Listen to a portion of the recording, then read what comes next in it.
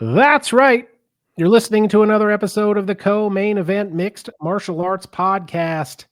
I'm Chad Dundas. That's Ben Folks. We're both longtime MMA journalists, and for nearly the last 13 years, we've been meeting here every week to break down all the action in the wild, weird, and occasionally wonderful world of mixed martial arts. Ben, we got UFC 312 this weekend. The UFC goes from Saudi Arabia to Australia. Kudos Bank Arena is the place. Your main event is the rematch that I think very, very few people asked for.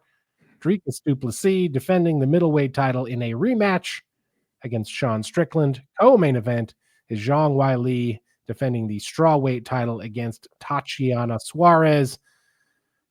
And the rest of the card, man, arguably not great. Kind of a thin offering here from the Dog UFC. shit. It's a dog shit pay-per-view. Just say it. Kind of thin. Kind Dog of shit. thin. Main card rounded out mostly by fighters that you might say are of regional interest. In any case, I think we'll spend the first part of the show doing some preview for UFC 312. We got listener mail on deck, and then in the time remaining, we'll talk about Israel Adesanya last week and his loss to Nasruddin Imavov. Ben, how you doing? I'm doing all right. I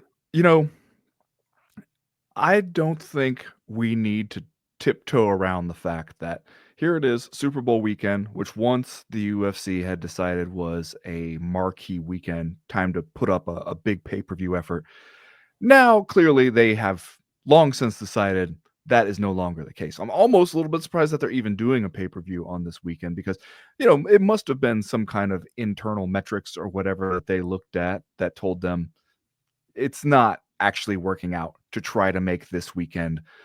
Hey, everybody, it's the big sports weekend, right? Like Saturday night, you stay home, pay us $70, and then Sunday you watch the big game. That apparently does not work.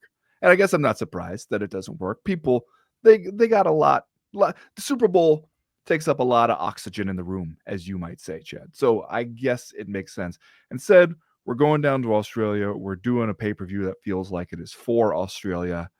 And also, if you have $70 to spare back here in North America and you ain't got shit else going on, they figure, hey, why don't you give it to us?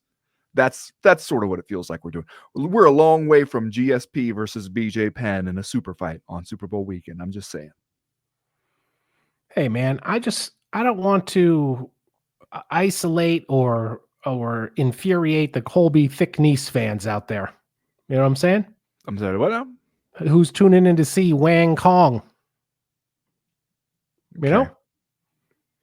Kilan Saul Khalid bringing a lot to the table, selling a lot of tickets. Colby Thickness really does sound like a pro wrestler. Mm-hmm. Yeah. We sure he didn't get lost on his way to a WWE event? You know who he's fighting is the older brother of Ilia Topuria, Alexander Topuria. Out here on some Frank Stallone ass bullshit. Okay. The UFC has definitely decided that Australia is one of those markets where when we go there, we'll sell out by announcing there's a UFC event. Doesn't matter who, they know that we're going to get some Jake Matthews. We're going to get some Tafa brothers. We're going to get some of that. And then we'll also get some other stuff. But they've got a lot of fans in Australia. They're just happy to be able to see a UFC event. I've been there to see the UFC event in Australia on a Sunday morning. It's kind of a fun vibe. They can fill a big ass stadium at times when they have the right matchups. And even if they don't have the right matchups, it's still going to do pretty well. And so it seems like here's one where the UFC was like, we ain't got to try that hard. But you really put your finger on it with the rematch no one fucking asked for. Yeah. DDP and Sean Strickland, especially it seems to highlight it now, which granted, some of this is just like recency bias, but there does seem to be more interesting stuff happening at middleweight now than there has been for the last year, essentially. You got Hamzat Chimaev going in there and breaking Bobby Knuckles' whole shit with a rear naked choke. You got Nasruddin Imavov knocking out Israel Adesanya. Granted, those things happened relatively recently, so it didn't necessarily give you an opportunity to turn around and book those guys for something like this. But it does seem like we were getting what we wanted at middleweight, which is fresh blood in the contender picture. And instead, what we're actually doing is a rematch of a fight that wasn't very fun the first time, and that nobody was sitting around being like, but we gotta run it back. You know? Well, one person One person, exactly one person. was sitting around saying that we gotta run it back. And you know what? Dana White has been saying for a while that this was going to be the next fight, right? He was saying that it was going to be DDP versus Sean Strickland in the rematch, I think, before Chimaev and Whitaker even fought each other. Like, I feel like this has been coming down for a while. And so it's not a surprise by any stretch of the imagination that we get this rematch at UFC 312 this weekend. But I suppose it's a little bit underwhelming. But the question is, but why, though? The Sean Strickland DDP fight at UFC 297, which was a little over 1 year ago, was very close. It was a split decision. Some people thought Sean Strickland should have won. Some people thought Dricus du Plessis was the rightful winner. So I suppose there is a case to be made that you can and should run this back. I just don't know if I believe it. But I don't know why that's true, except to say that would I rather see Hamzat Chimaev get the shot? Yes. Would I rather see Nasruddin Imavov do it? Yes. You can't turn that guy around from a week ago. But just, in theory, there are more interesting title contenders out there than Sean Strickland. Yeah. I especially think it weakens the case a little bit that he loses a split decision to DDP to drop the belt. Turns around, next fight is that pretty dreadful fight against Paulo Costa, where he wins a split decision. Now, you can argue about who's really to blame for that one being no fun at all to watch, because it is just Paulo Costa circling around the perimeter of the cage, but it is also Sean Strickland doing the thing he loves to do, where he talks about how he is going to bathe in his opponent's blood and festoon his bedchambers with his opponent's entrails, and then goes out there and sort of hunt and pecks his way to a very narrow decision victory. And you come off of that, and it didn't exactly look like the kind of performance where you're like, well, that guy absolutely has a mandate now to fight again for the title. I don't think too many people came away from that very excited. And I actually saw, I don't know if you saw this, but that Brett Okamoto from ESPN sat down, did an interview with Sean Strickland, which, by the way, if you see the video of the interview, it kind of seems like Sean Strickland's already pretty bad cauliflower ear has been taken to a whole new level. At least one of his ears was in full, like, Brazilian fist bulging out of the side of your skull mode. It seemed like it had gotten way worse. And he was, Brett Okamoto, asking as gently as he could, hey, people have seemed to notice that you talk as if you are going to murder people. And then when you get in the cage, you are a very strategic, careful point fighter. What's up with that? And Sean Strickland's response was basically like, it's a chess match. You got to be careful in there. We're such high level strikers, which, I don't know, you might be giving yourself a little too much credit, but the error for, or the margin for error, so slim. You got to be careful. You got to be smart in there, but also you got to apparently talk like you're fucking Robbie Lawler, even though clearly at this point we know you're not. I wonder, there is a segment of the fan population who it still works on, who kind of love Sean Strickland's bullshit, in part because they're like, yeah, I hate gays and trans people too, and therefore Sean Strickland's my guy. But also, like, they bought into this stuff where they're like, yeah, this guy's gonna go in here and just get into an absolute bloodbath war. And he never does, unless it's somebody else forcing him to do that, really. So I wonder how long you can keep that up when even Brett Okamoto is out there being like, bro, we don't see it. We don't see you actually doing that shit. So what's up with it? He goes in here and fights DDP, gets a second crack at DDP. If he doesn't win that, then you've lost 2 of the last 3. You haven't had a really good looking performance since you took the belt off Israel Adesanya. It seems like then we might be at the point where people will be like, all right, Sean Strickland is talking a good game, ain't backing it up, and we've seen enough. Like, you kind of got to go in there and make this one happen, don't you? Yeah, I think you got to win it. I would say people who still believe Sean Strickland's pre-fight talk are dweebs and noobs. Okay. Those are the people who are still buying it from Sean Strickland. However, it seems to me that the UFC is making this fight, giving Sean Strickland another shot to win the title, perhaps because they believe that Sean Strickland is a draw now. Now, coming up in listener mail, we are going to get into some of the things that Sean Strickland said and did this week with his cop mustache out here, just completing the look.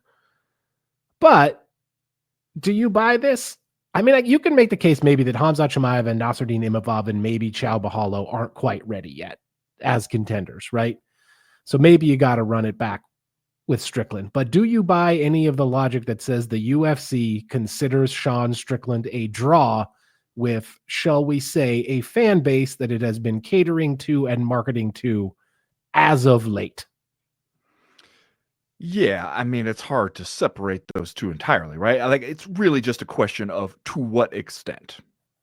It's not a question of is that a part of the calculation? Is that happening? Like, obviously, that is happening, right?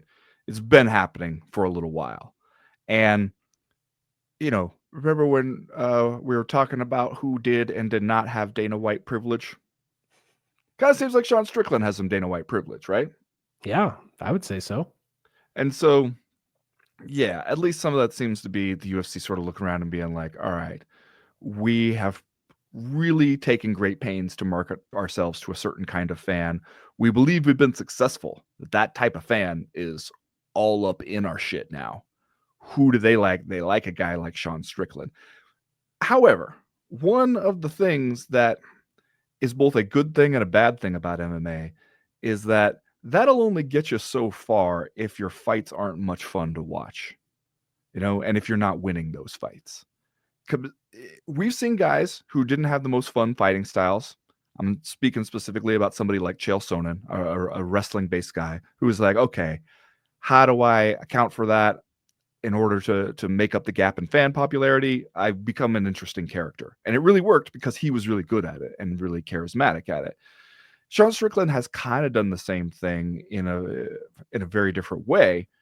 But I also think that if fans are paying $70 to watch you and they come away from the fights being like, well, that was boring, and you don't win the big ones to force people to come to you because you're the champion and therefore, like, we can't move on with this division without you, I think that the drop off can be kind of steep because people, they tune in, especially that same crowd that wants to tune in and loves you because they think you hate the same people they hate.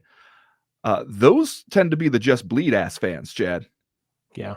They want to see some people swinging some bungalows. They don't want to see you marching forward, picking up your front leg and jabbing your way to a 5-round narrow split decision victory.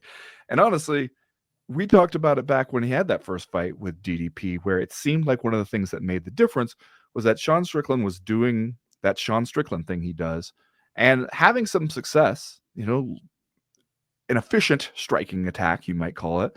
But DDP, whenever he was throwing, looked like he was pulling rocks out of his back pocket and throwing them at Sean Strickland's head. Even if you're not landing that clean, even if you're not landing as much of it, it makes an impression where people feel like that guy's really trying to hurt somebody. It's close. That's enough to sway it for that dude. And I also think, like, when we are talking about Sean Strickland in terms of, like, does he need to hurry up and win this one? DDP seemed like he kind of got to that point where, like, we kept seeing him in fights where we were like, okay, this guy is the world champion, but he's not good. Yeah. We feel in our hearts he's not good, even though he keeps proving that he is good by winning the fights against people we think of as good. And so we kept being like, okay, but this time it's going to catch up with him. He's the underdog. This time he's going to lose, and then he just will keep winning. But he goes out there and he beats Sean Strickland and maybe even beats him by a wider margin, so it's less debatable this time. I feel like a part of me would like to say that we would finally be like, all right, DDP is the man. He's been middleweight champion for a minute now. Give him his respect. But I know we would turn right around and be like, but Hamza would smash him. Nasruddin Imavov would run through this guy. Like, I know we'd do it again, no matter what. Hey, man, if you come to this pay-per-view wanting to see somebody throw them bungalows, we know who's going to do it. It's going to be Drekus. So guard your fan base, Sean Strickland. Make sure they don't jump ship if what they want to see is violence. If that's what they came here for, they're going to get it from DDP. Here's something that's interesting. Speaking of us always thinking that DDP sucks somehow, Sean Strickland is the only fighter that DDP has fought in his last 4 fights that DDP has been a favorite over, right? He's an underdog against Robert Whittaker. He's an underdog against Israel Adesanya. He beat both of those guys fairly handily, at least in terms of craft and a stoppage. Sean Strickland, the only guy that he was favored to beat, pushed him to the brink, split decision. Now you look at the odds this time around, DDP is a shade more than a 2-1 favorite. So odds makers like him a lot better now than they did the first time around. So yeah, man, I think he's got to improve on it. And I think he's got to prove to us that he's not one of these guys that's better when he's chasing and not as good when he's defending the throne, defending the favorite status. Well, speaking of the betting odds, one interesting thing about it is, especially one of my favorite features on bestfightodds.com, my go-to resource for all betting odd information, is you can click on a fighter and then see sort of their matchup history, and it'll show you where the odds opened and then what the closing range was. And you're right that like DDP now is a little more in the 2-1 favorite. The range right now is like minus 225 to minus 205 for him. But he opened at a much more modest minus 130. Now, the action came in on him, it seems, and so therefore the line went up. But he also, for the first fight with Sean Strickland, he did open as an underdog, plus 130, with Sean Strickland opening at minus 163. But even that line narrowed to where he was about minus 115 with Sean Strickland at minus 110. So he did kind of close as a slight favorite over Sean Strickland. This time it's just that the range has gotten a lot bigger from opening to closing this time. So it still seems like even against the guy he beat last time, at the start, odds makers weren't that confident in him. It just seems to me like, DDP at this point, what he's got, kind of where the weaknesses, at least theoretically, are. And doesn't it feel like Sean Strickland is not necessarily the dude who is super well positioned to take advantage of those?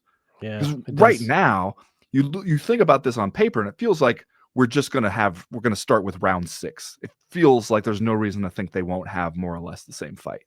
Yeah, it does seem like a little bit of a tough matchup of styles for Sean Strickland. Let's talk a little bit about the co-main event here before we move on to listener mail. Ben, I am interested in this fight. I have to say, I'm more interested in watching Zhang Weili and Tatiana Suarez fight than I am DDP and Sean Strickland for sure. Because up to this point, the only thing that has been able to slow down Tatiana Suarez has been Tatiana Suarez's own body. Yeah. It seems like, every time seemingly she has a fight scheduled, we end up having to scrap it or postpone it because she's got some kind of an injury. Otherwise, she's 10-0, and she has stopped most of the people that she has been in there with. Now, of course, she goes up against Zhang Weili, who is riding a 4-fight win streak, who we know is pretty good. And yet, you look at the odds, speaking of who the odds makers like, Tatiana Suarez, just a slight favorite at minus 115, whereas Zhang Weili is minus 105. I'm interested to see what happens in this one, man, because if Tatiana Suarez can work her game out there, she's tough to beat. Yeah. Yeah, she absolutely is. And you can't help but wonder, okay, what kind of shape are you in? Because, imagine if she was dealing with some injury stuff, some ongoing injury stuff, she would have to know there's no way you can pull out of this one. Yeah. You got to go in there and fight this one. They'll never let you get close again if you can't. And to be sitting there 10-0 on paper, that should be a contender rising to the top. And yet you also look at it and you're like, okay, you've dealt with a whole lot of injuries and just like physical trouble, and you're 34. And you're going up against a really, at this point, seasoned and confident champion in Zhang Weili, who, 35 herself, so, no spring chicken in the game, but really knows who she is, what her game is, what she does, and just doesn't have a ton of weaknesses at all.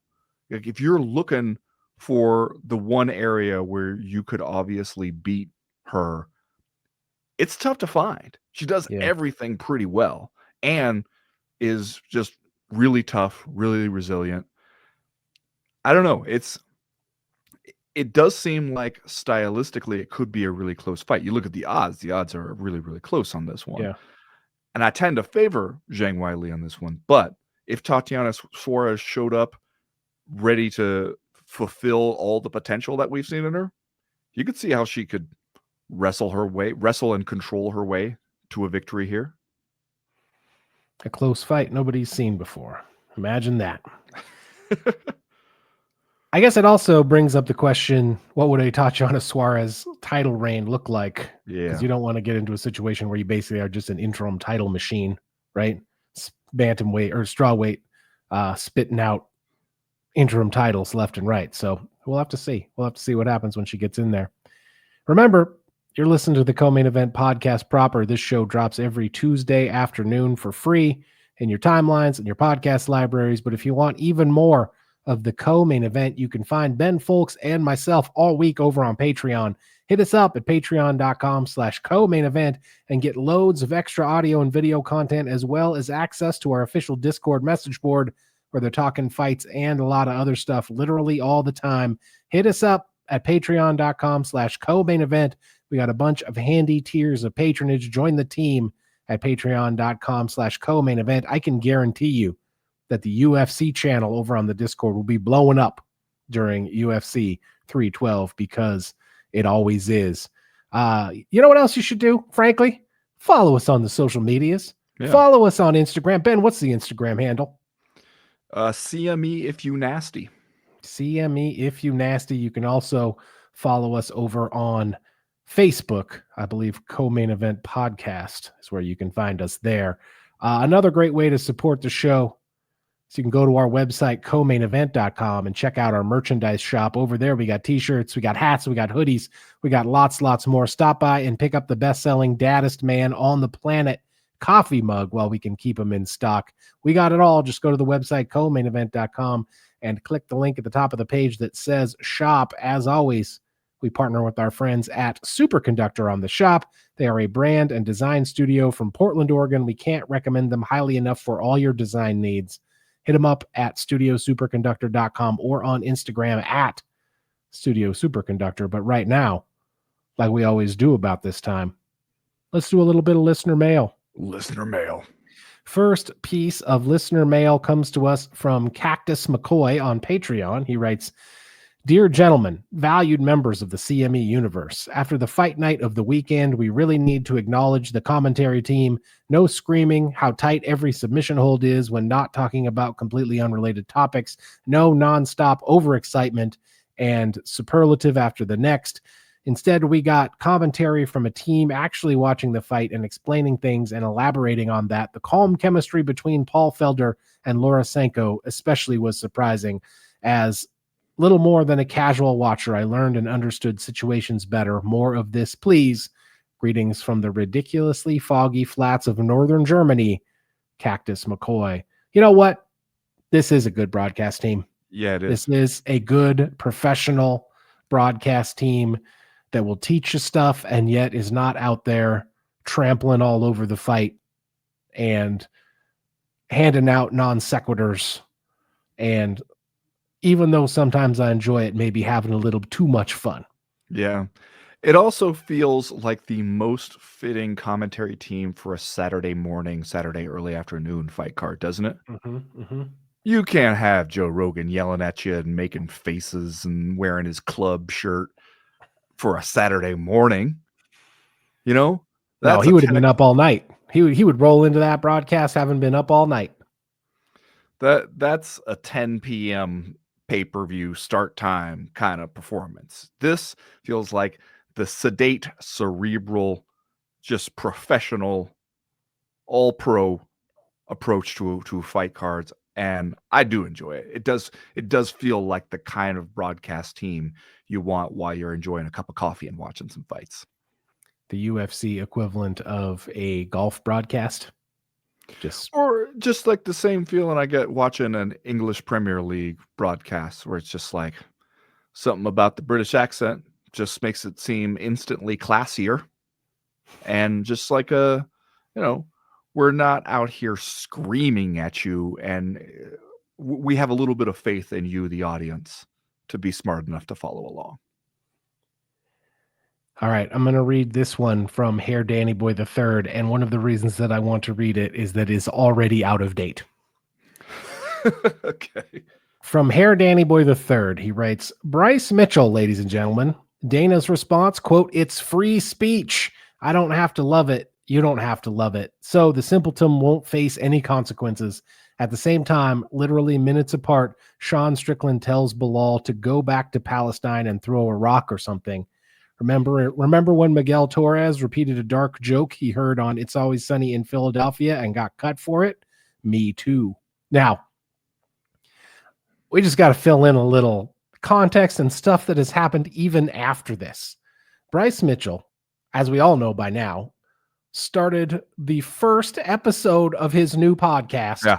The first episode. Yep. By going out there and saying he thought, due to his, according to his own research, that Adolf Hitler seemed like a nice guy that he would want to go fishing with. Dana White later condemned those statements, but refused to punish him in any way because, hey, man, free speech. Sean Strickland, even post the Bilal Muhammad comments, came out this week and answered a very long fan question, answered it at length about what his, quote, least favorite race is. Answered it a long-winded answer. I missed this one. Yeah, this happened. Sean Strickland with his cop mustache. Believe he might have been sitting on a motorbike answering questions about what his least favorite race is. So you got that. Then you got Dana White goes on Piers Morgan, who's sitting ringside, by the way, last week at the UFC Fight Night in Saudi Arabia, and says, number one, he's got to protect free speech. He can't tell these guys what to do. Number two, he says the most important kind of speech to protect is hate speech. Because once you start deciding what is and isn't hate speech, it is, in Dana White's own words, quote, a slippery slope. This, ladies and gentlemen, is 1 week in the world of MMA. Just 1 week. And all this shit happens. Yep. Yeah, I mean, it is the standout quote there is the hate speech is the most important speech to protect. Brother, that seems to be the only speech that we are protecting. Anything else seems like it's the stuff that comes under fire. It's also, I mean, much like I feel about whenever the Democrats will try to point out Donald Trump's hypocrisy, like, look, we got him. We got him this time, right? This will be the thing that brings him down. It almost feels pointless trying to point out, oh, okay, Dana White is now a free speech absolutist. Dana White, who, has fired people for saying stuff, fired Stitch Duran from his cut man job for just saying that the Reebok deal was bad for people, for the fighters and whatnot. Has banned media members because he didn't like what they wrote. Like, all that stuff. Clearly, Dana White is not above penalizing people's speech when he doesn't like it. Not even when it's hateful, just because he doesn't personally like it. Got mad at Ariel Helwani for reporting news that was absolutely true. And he knew it was true. He just got mad at him for reporting it before the UFC could do their big announcement. Threw him out, banned him for life, which he then had to immediately rescind, basically. Obviously, Dana White is not the free speech absolutist he claims. None of them ever are. The same way Elon Musk has a whole list of things that'll get you shadow banned or just outright banned from Twitter. The hey, free speech has to be protected no matter what you say is bullshit. And also, just imagine some shit that some UFC fighter, maybe one of them in the main event, could potentially say on like a UFC broadcast or something. Like, especially if we got Sean Strickland out here, what did he say in response to what his least favorite race is? Man, I'm not gonna tell. If you want to know, go find it. I don't want to know Go that find bad. it.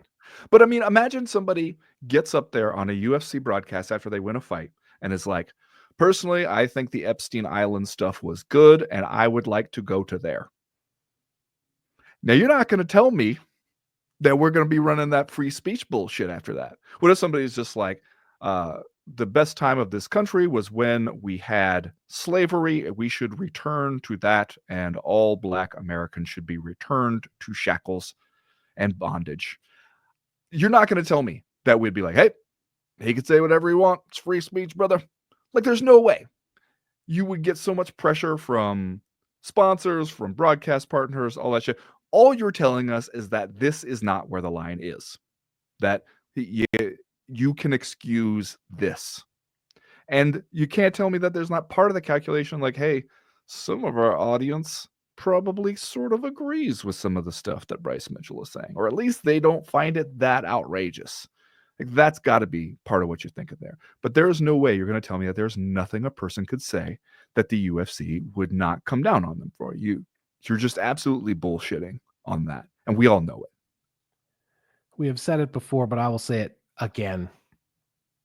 Free speech is protected by the government. It has nothing to do with private business. Dana White doesn't have the power to, quote unquote, protect free speech. He doesn't have the power to, quote unquote, stop the slippery slope of hate speech. As a private businessman, if he refuses to punish his employees or contractors because they spew a bunch of racist garbage, it's just because he doesn't care. Don't sit here and act like free. You can't do anything. Free speech. No, you can. You're a private business. You can do whatever you want. And if you don't, if you refuse to have a policy on it, if you pretend like people can say whatever they want, it's because you just don't care. There's no other defense or reason for it. Don't you think also that a lot of this is the UFC does not want to create any sort of precedent that it has to follow? Right. The same way it doesn't want to have a clear like code of conduct that says, if you do this, this is the consequence, because it doesn't want to be hemmed in by that.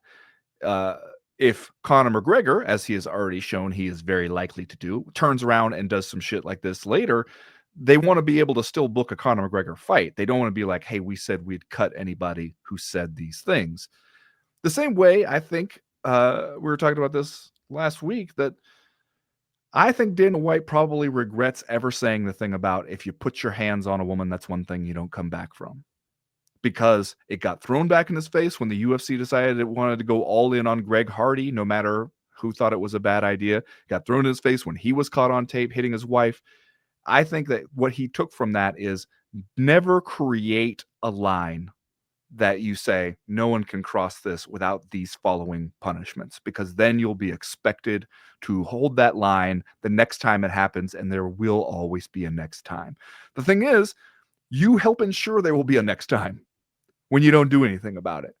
And Bryce Mitchell's, we were talking about this when he put out this, I'll say a statement. This is one of those things where I will say Bryce Mitchell issues statement is way more accurate than Bryce Mitchell issues apology. Because even though he used the words, I am sorry, everything about that statement read like, but I still think I was basically right.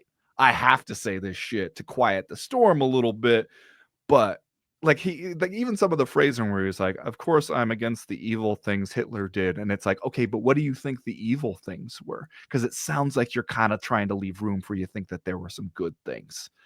And there's no way that you're going to tell me on Wednesday, I thought Hitler was a basically good dude who fought to purify his country Bryce Mitchell's words, from, quote, the greedy Jews who wanted to turn everybody gay, and that by Saturday you were like, no, that was entirely incorrect. No, you did not have an about face on those beliefs. If you believe that then, you still believe it now. You're just saying the shit you have to say to make it go away because the UFC told you to. But if you're telling me the thing that stops this kind of shit from happening is Dana White will call you up on the phone and yell at you, I mean, okay, fine. But it also seems like that's also you, as you're saying, telling us that you kind of don't really care. You don't see this as bad enough. Speaking of setting a precedent, did you see Miguel Torres hop on Twitter and post his first tweet since, I believe, 2022? I did not, but he was one of the first people I thought of. Okay. Now, we all know back in 2011 why Miguel Torres got released by the UFC, right? And Hair Danny Boy refers to it in this email that he sent to us that, let me say as a disclaimer, rape jokes are not good. No. Right? Rape jokes are bad. Miguel Torres made a rape joke on Twitter that he got from a broadcast of It's Always Sunny in Philadelphia. And there was no free speech absolutism at that point. He was summarily released from the UFC at a time when Miguel Torres was pretty good fighter. Yeah. After this week's incidents, Miguel Torres jumps on Twitter for his first tweet in a long time and tweets, if a rape van was called a Hitler van, Dana White wouldn't mind going for a ride in it. Wow. So welcome back to social media, Miguel Torres. He came back with a banger, came back firing. One more piece of listener mail before we got to move on from Wayne the Brain, who writes, Shara Bullet, now calling himself the Pirate for some reason, says he fought MVP with a, quote, nightmarish health condition. Any guesses what that might be? Also, this definitely falls under the if you're hurt, don't fight. If you fight, don't bitch rule, right? Man, did you see this awesome picture that accompanies Shara Bullet's Instagram post? So, somebody in the camp has some Photoshop skills, because we're out here making Shara Bullet look like the devil incarnate. It says the pirate will return very soon, accompanied by a smoking black and white picture of Shara Bullet giving somebody the evil eye. He says, I knew the risks when stepping in with such a nightmarish health condition and preparation. I felt that despite everything, I could still win, but it didn't work out. And that's it. Thank you to the UFC organization for this opportunity and blah, blah, blah, blah, blah. Shara Bullet obviously goes out there, drops a unanimous decision loss to Michael Page last weekend at the UFC Fight Night in Saudi Arabia. I will say this. Maybe he did have a nightmarish health condition, whatever that could possibly mean going into this fight. I don't want to discount that. Maybe he wasn't feeling good when he went out there and fought Michael Page. But I didn't watch this fight and think this is a fight between two guys, one of whom is very sick. I watched that fight and I thought this is a fight where Shara Bullet just has not been able to figure out MVP. In the same way, we've seen a lot of guys not be able to figure out MVP. I was not at any point like, wow, Shara Bullet is missing a step from what he normally has. He faded a little bit in the third round, but again, a lot of people do that against MVP because he's a very weird guy to fight. So I don't know, man. Nightmarish health condition. Okay, sure, that's fine. But I don't necessarily watch this fight and know that that's why you lost. I mean, you'll recall that in $20 We Never Want to See Again on the Friday Power Hour, I picked MVP via decision precisely because of his ability to frustrate people. And that I thought that he would basically do what he did to Shara Bullet. So, yeah, I mean, even MVP was saying, in talking to Ariel this week, where he was just sort of like, hey, I'm not saying that there was no nightmarish health condition. He said that during Shara's weight cut, people on his team, meaning MVP's team, were kind of saying he doesn't look right. And they thought maybe he just sort of messed up his weight cut. Maybe that's what it is. But he was just like, even if it's true, keep it to yourself until maybe further down the road. Then, and if you are going to say that you had a big problem, then you kind of got to say what it was. if you're just like, had all kind of issues, whatever, it does just sound like you're kind of like making excuses a little bit.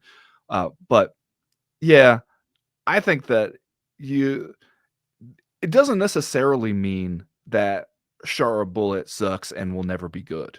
This was a little bit of a step up for him as far as who he had been fighting. It's stylistically, it's a like you said, a difficult puzzle to solve. You went in there, you weren't able to get it done. But you know, he might. I think he's still a guy to pay attention to in the division. Yeah. Uh, it just seems like MVP going to be tricky for a lot of people when he gets to do his stuff. You know, when you can tell me about your nightmarish health condition after the fight is when you win. Yep. When you win, I'm interested to hear about your nightmarish health condition. When you lose, it's not as cool of a story. You know, Francis Ngannou going out there and fighting Cyril Gahn with one working leg. It's not as cool of a story if you don't win. If you come back and you win using your tremendous wrestling skills with one blown out knee, then Eric Nixick can go on all the podcasts and tell the stories about how the doctors told you absolutely not to fight and you said we're doing it anyway. That's when it's cool. It's not when you lose.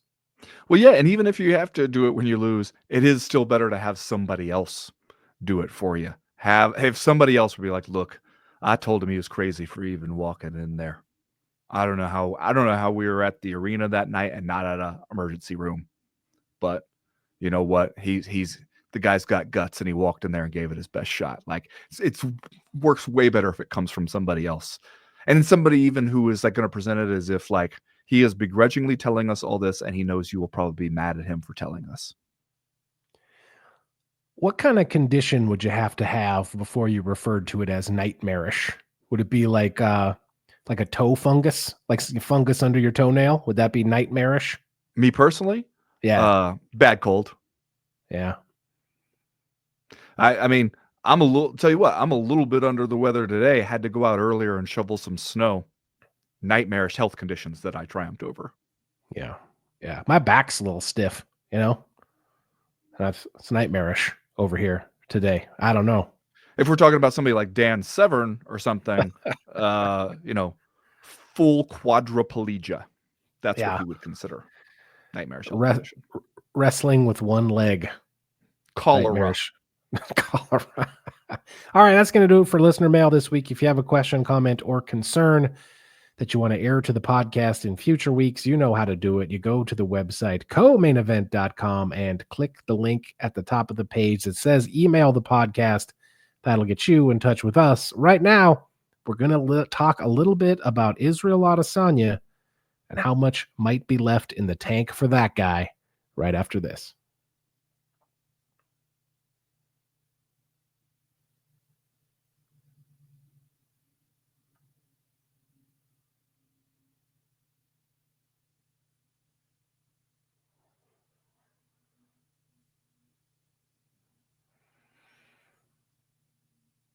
Well, Ben, counting his second round TKO loss to Nasruddin Imavov over the weekend, Israel Adesanya has now lost 4 of his last 5 fights. Although I will say, as a caveat, that one win is a knockout of Alex Pereira back at UFC 287 in April of 2023, which is a pretty good win. Mm-hmm. Pretty good win for Israel Adesanya. However, he goes out there this weekend against Nasruddin Imavov.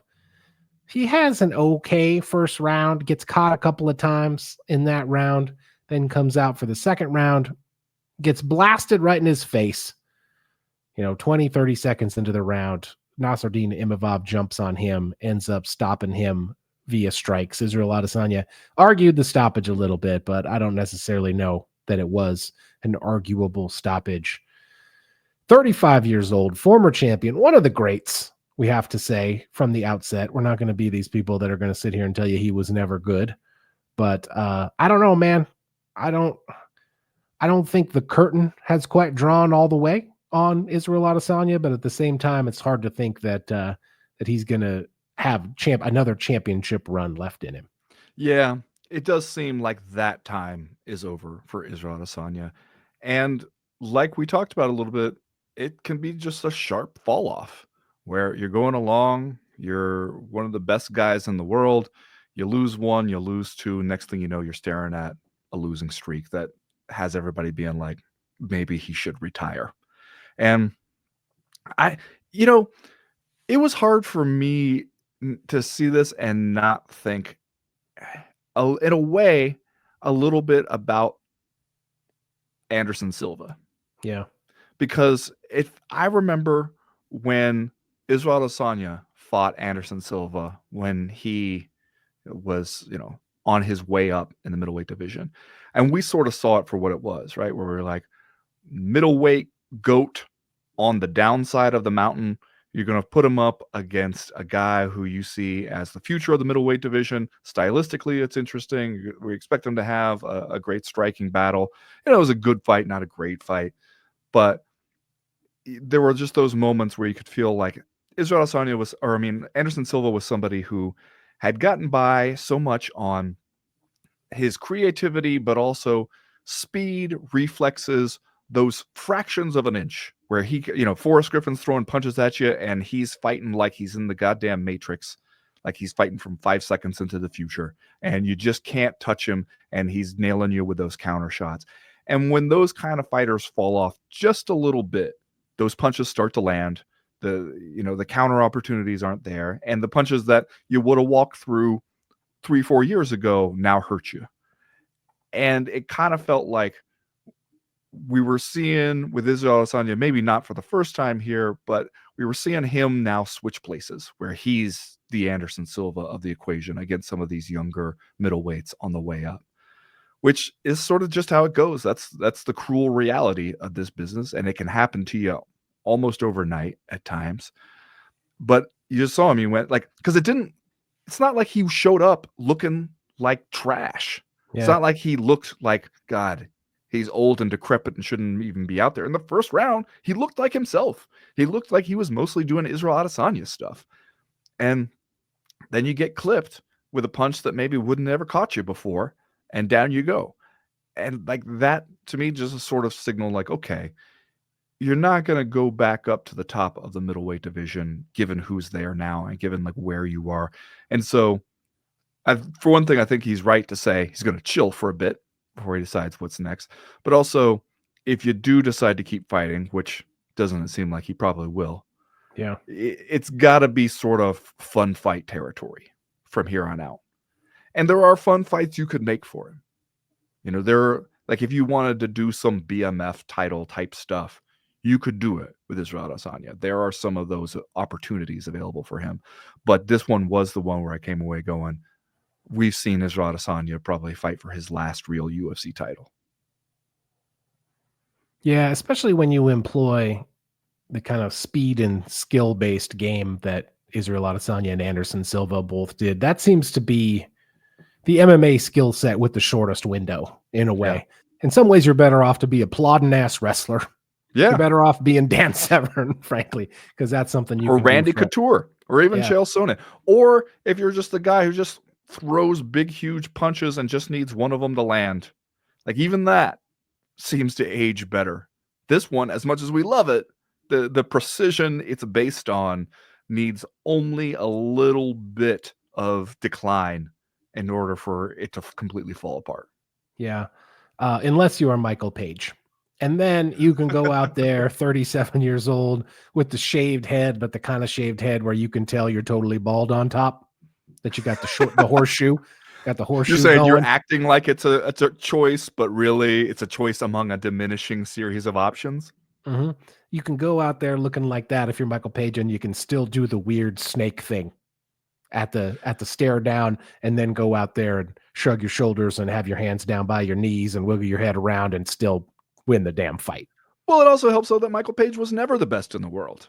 That's was true. Pretty good. We thought maybe he could be like a future champ, whatever, but he was never somebody who was unquestionably at the top of the mountain the way Anderson Silva and Israel Adesanya absolutely both were. And I'll agree. I'll take a step further. Anybody who is sitting around being like, Israel Adesanya was always bullshit, he was never good, and he finally got exposed, like, shut the fuck up.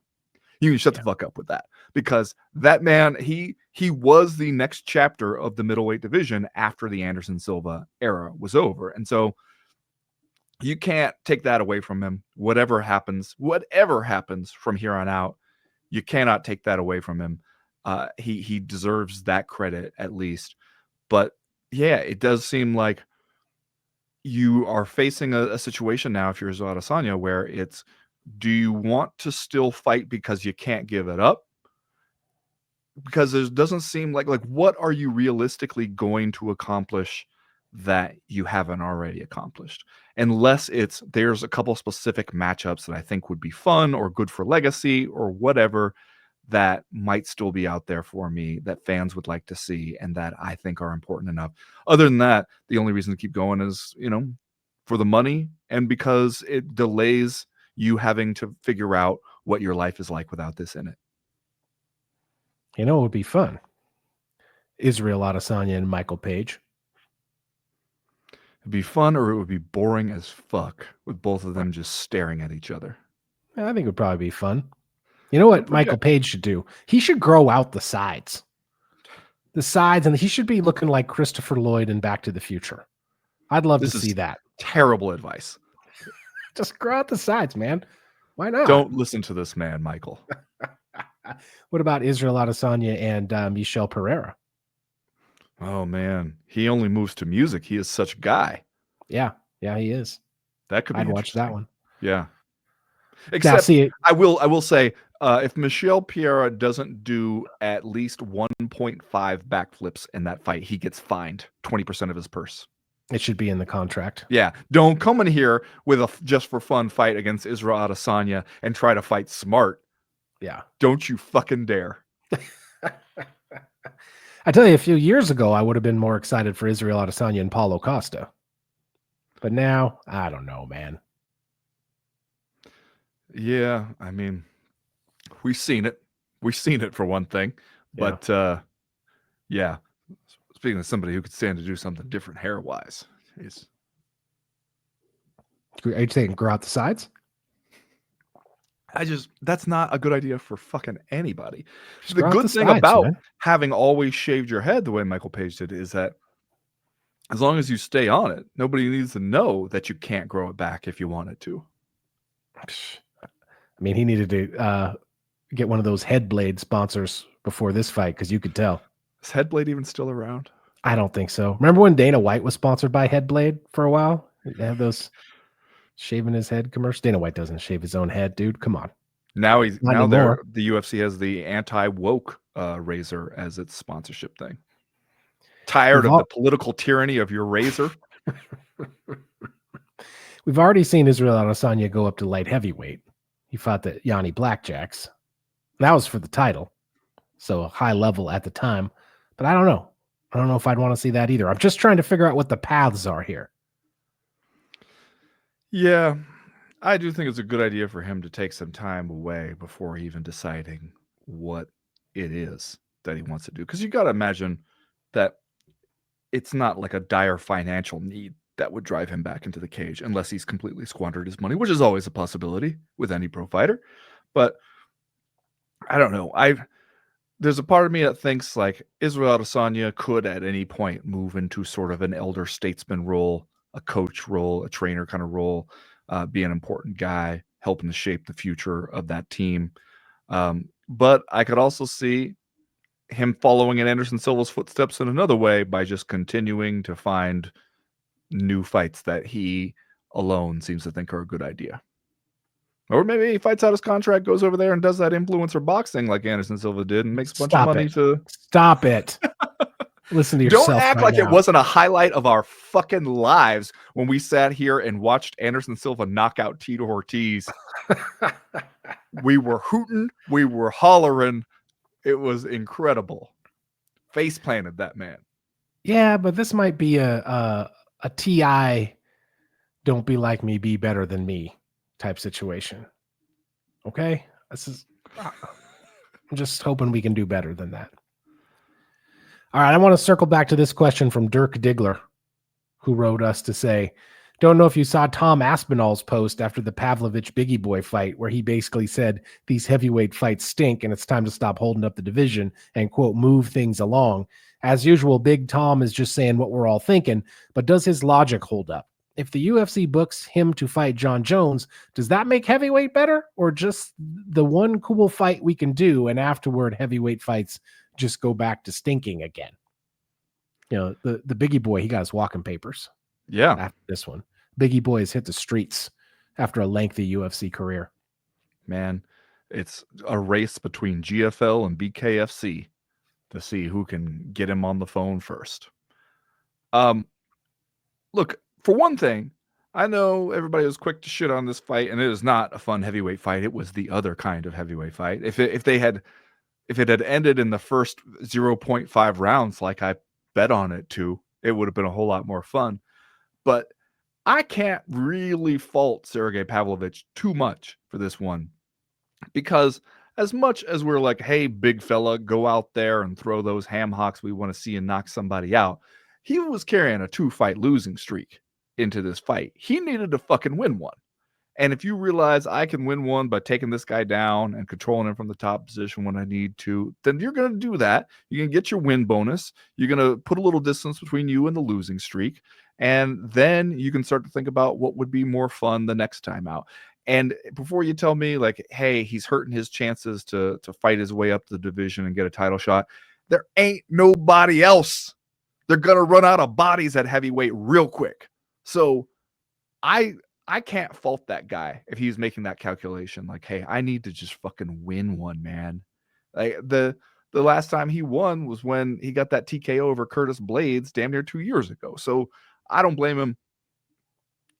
The question about, is Tom Aspinall versus John Jones the savior of the division or just one cool fight? It's one cool fight. But if the alternative is 0 cool fights, then give me the one cool fight.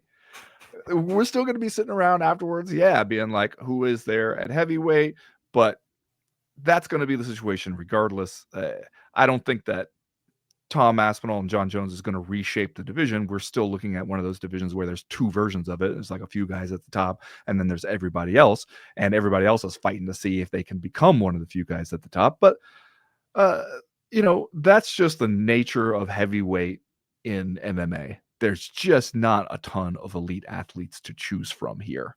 And so when there is an opportunity for a cool fight, that's all the more reason not to miss the opportunity to make that cool fight. I can't remember who tweeted this weekend, but someone was talking about how after the departure of the Biggie Boy and who is it, Jamal Pogues, there are only like 35 or 38 heavyweights on the roster in the UFC, something like that. And then, of course, you got a top 15. So, somewhere between half and a quarter of the guys in the top 15. Meanwhile, I don't know if GFL has a heavyweight under 40. But do they have any room on the rosters, though, Ben? Aren't the rosters filled out after the draft? Does Jamal Pogues have to sign as a free agent, get on the practice squad, hope to make the team over there in Dubai? Man, at heavyweight, with as old as some of those guys are, you could just wait around for somebody to die of natural causes. There will be space for you. Oh, just wait for one of the other heavyweights to get a nightmarish health condition brought on by his old age. Wait for them to slip and break a hip. All right, that's going to do it this week for the Co-Main Event podcast. Catch us over on Patreon. We'll be there all week. We got the live chat tomorrow, 60-plus minutes of us just answering your questions. Nothing else. Never know where that one's going to go. Thursday, doing the damn thing. And then Friday, the Power Hour, where we will spend another hour getting you ready for UFC 312 this week. We'll see you over there if you're a patron. If not, catch us right back here again next Tuesday. Thanks for listening, everybody. We appreciate the support. As for right now, we are done. We are through. We are out. Speaking of, you never know what the live chat is going to offer you up. Shouts out in advance to Bixby Snyder for bringing up how I didn't even realize the way that the phrase "bless up kings" was going to enter my daily vernacular until the CME listener community helped make it so. I'm telling you, the first time we had the Jesse White Deer signing off on an email and telling us to bless up kings, and I felt how good it made me feel. to be on the receiving end of a bless up Kings. I mean, I'm throwing them out there when I feel that they are deserved in my regular life. I don't know about Are you. you? What are Oh, you yeah. doing? You telling the guy at Ace Hardware, bless up Kings? Like, give me an example. What's happening? Just like when I see somebody doing good, I'll give you, or just when I'm telling somebody some good news. That's a good time to be like, You hey, don't ever tell anybody good news. you When was don't the know. last time you told anybody some good news? Sunday. You just made that up. You just picked that. I Sunday, can tell by the face you're making 4 right now. p.m. It might have been 4:05 p.m. Guy comes over to fix your furnace. You're like, hey, bless up, King. Bless up, King. No, you don't want to. You can't say it super. It's got to be like bless up, King. Okay, yeah, no, I see what you're doing now. I like it.